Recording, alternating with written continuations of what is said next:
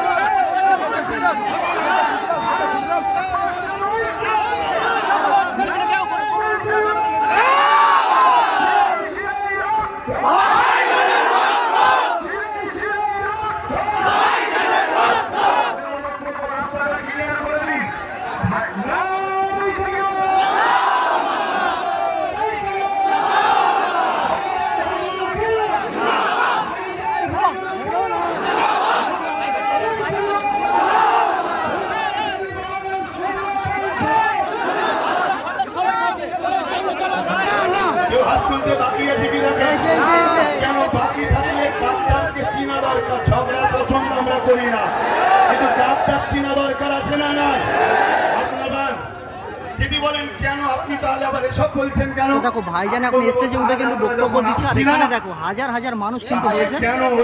কত মানুষ হয়েছে, সম্ভবত মাজমপুর এরকম কিছু নাম।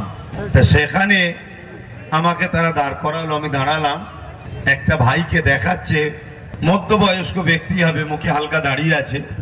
সে নাকি এই প্রোগ্রামে আসছিল বলে তাকে নাকি ধরে মারধর করেছে, খারাপ ব্যবহার করেছে। দেখো ভাইজান এখন স্টেজে উঠে কিন্তু বক্তব্য দিচ্ছে, আর এখানে দেখো হাজার হাজার মানুষ কিন্তু হয়েছে। কত মানুষ হয়েছে, কত মানুষ হয়েছে। যেখান থেকে বেড়েছে মানুষ সেখান থেকে কিন্তু ভাইজানের বক্তব্য শুনছে। কত মানুষ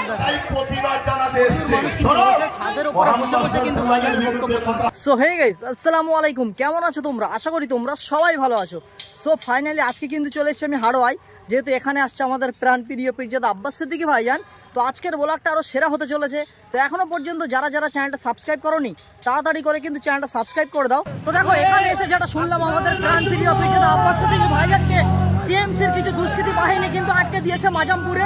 ঠিক আছে, এখানে দেখতে পাচ্ছ ভাইজানের ভালোবাসার হাজার হাজার মানুষ কিন্তু ভাইজানকে আনতে যাচ্ছে। দেখো ঠিক আছে, দেখো আমাদের প্রাণপ্রিয় পীরজাদা আব্বাস সিদ্দিকী ভাইজানকে কিন্তু আটকে দিয়েছে, তার জন্য কিন্তু ভাইজানকে আনতে যাওয়া হচ্ছে। অনেক মানুষ কিন্তু যাচ্ছে। দেখো দেখো ভাইজানকে কিন্তু আটকে দিয়েছে, এখানে মানুষ দেখো।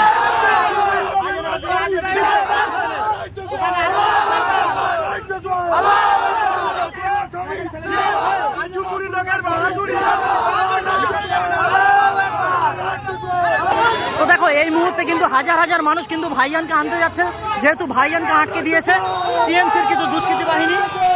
তো দেখো সামনের দিকে কিন্তু অনেক মানুষ যাচ্ছে, আর পিছনের দিকেও কিন্তু শত শত মানুষ কিন্তু ভাইজানকে দেখো আনতে যাচ্ছে। ঠিক আছে, এখানে কত মানুষ দেখো, সব ভাইজানকে আনতে যাচ্ছে।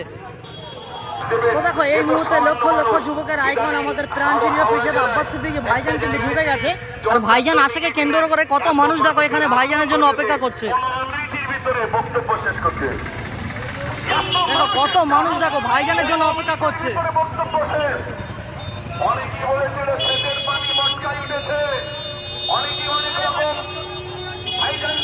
কত মানুষ দেখো এখানে। ঠিক আছে,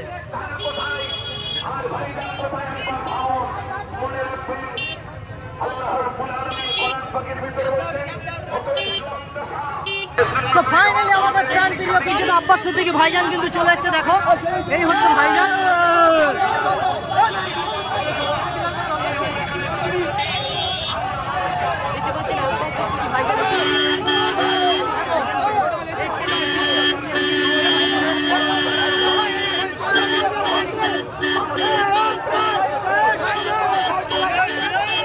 মানুষ দেখো এখানে।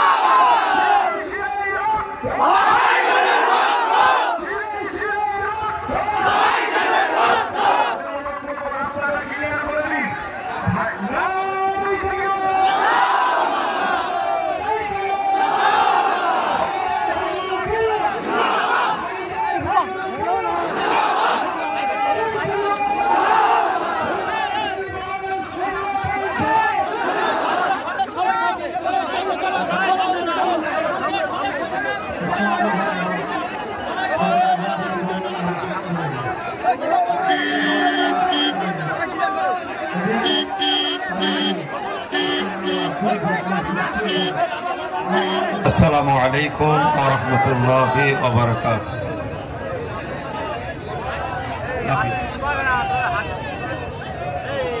আপনারা যে যেখান থেকে এসেছেন প্রত্যেকেই নিশ্চয়ই অবগত হয়েছেন কি বিষয়ে আজকে আমরা একত্রিত হয়েছি।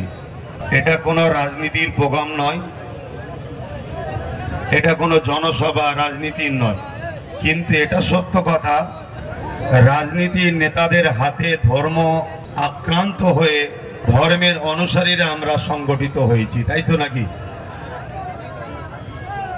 আজ রাজনীতির মানুষদের উদ্দেশ্য দেশ চালাবে, দেশবাসীকে দেখবে, শিক্ষা, স্বাস্থ্য, কর্মসংস্থান, বেকারত্ব কি করে দূর হবে এগুলো বাদ দিয়ে বিশেষ করে ইসলাম ধর্মকেও টার্গেট করেছে। আপনারা যে যেখানে আছেন আর আগিয়ে না এসে ওখান থেকে একটু মন দিয়ে শোনেন, এই ইসলাম ধর্মকে তারা টার্গেট করেছে।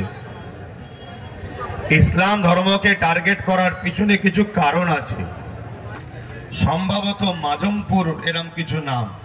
তা সেখানে আমাকে তারা দাঁড় করালো, আমি দাঁড়ালাম, একটা ভাইকে দেখাচ্ছে, মধ্যবয়স্ক ব্যক্তি হবে, মুখে হালকা দাঁড়িয়ে আছে, সে নাকি এই প্রোগ্রামে আসছিল বলে তাকে নাকি ধরে মারধর করেছে, খারাপ ব্যবহার করেছে। তাহলে আজকে স্বাধীন ভারতবর্ষ হয়েছে ৭৯ বছর।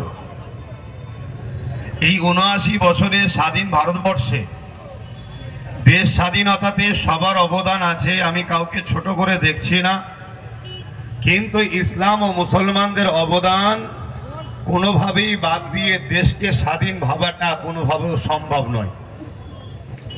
আমাদের অবদান অনেকটাই বেশি, তার প্রমাণ দিল্লি ইন্ডিয়া গেট এখনো প্রমাণ দিচ্ছে। জায়গা জমি থেকে বঞ্চিত করেছে, দুনিয়াবি প্রয়োজনীয় জিনিস থেকে বঞ্চিত করেছে, তারপরও আমরা খামোশের সাথে দেশের স্বার্থে, ঐক্যের স্বার্থে, সম্প্রীতি ভ্রাতৃত্বের স্বার্থে আমরা খামোশ ও চুপ হয়েছিলাম। কিন্তু আস্তে আস্তে দেখছি পাপীরা আমাদের মাথায় উঠতে চাইছে।